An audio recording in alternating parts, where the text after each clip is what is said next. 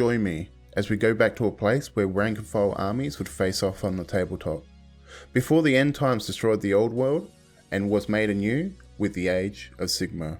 I was 14 years old when I was introduced to the world of Warhammer. My friend Sam was a painter and would teach me the techniques he had learnt.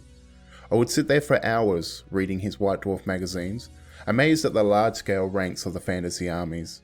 Bretonnians always had my young mind interested in how they could stand up to factions like the orcs and vampires. They are just men on horses after all.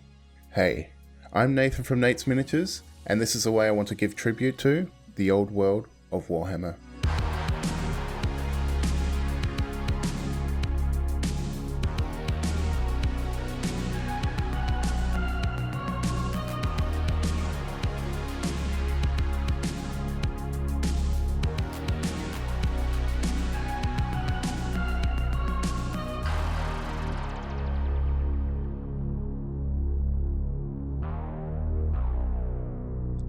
To accomplish this task, I decided on a Knight of Britonnia. There was no hope of buying them on eBay with the crazy prices going on at the moment. So to combat this, I turned to a little sculpting group on Patreon known as Highland Miniatures. This was perfect, and by the looks of it, Highland Miniatures had Warhammer Fantasy in mind when creating their line of miniatures. After choosing the Knight, I needed to scale it up. Even though the original printed fantastically, I felt like it would be just too small.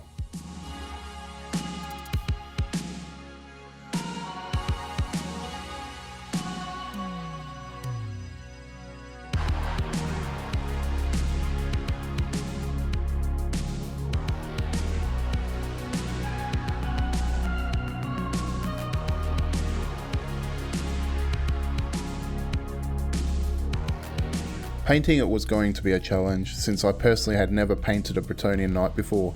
Actually, I have never painted a horse before. I was inspired by the French knights wearing their blue. This would fit perfectly.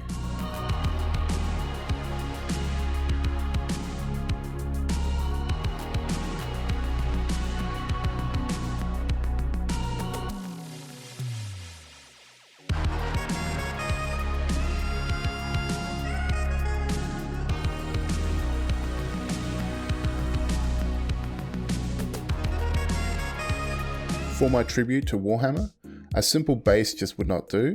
XPS foam it is then. To make the diorama grander, it needed to be bigger, and this is achieved by 3 lots of foam I cut to size of the chosen MDF base. This Proxon makes cutting foam a breeze and is worth every penny.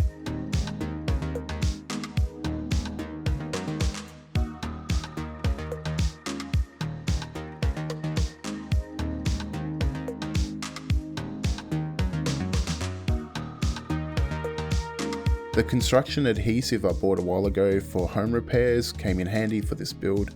Just stacking my foam sandwich and leaving it overnight worked well, with weights holding it down so the foam would not move.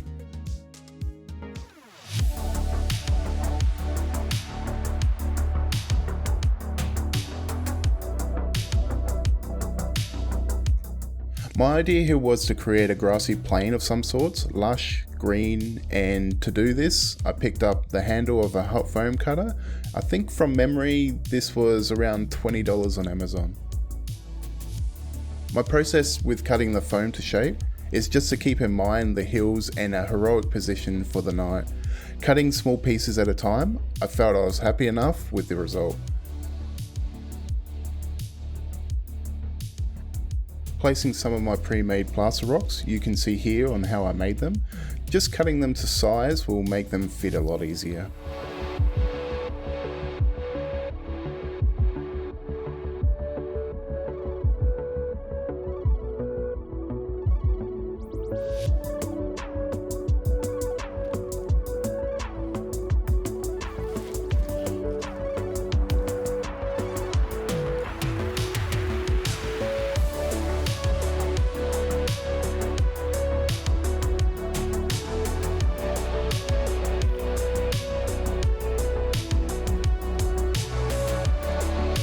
We are now onto the ugly part of the build, where it just looks like a pile of, well, you know. I honestly think the flocking part is the most fun, and this is where you can very quickly bring your vision into reality, mixing the different types of flocks to get a more realistic look.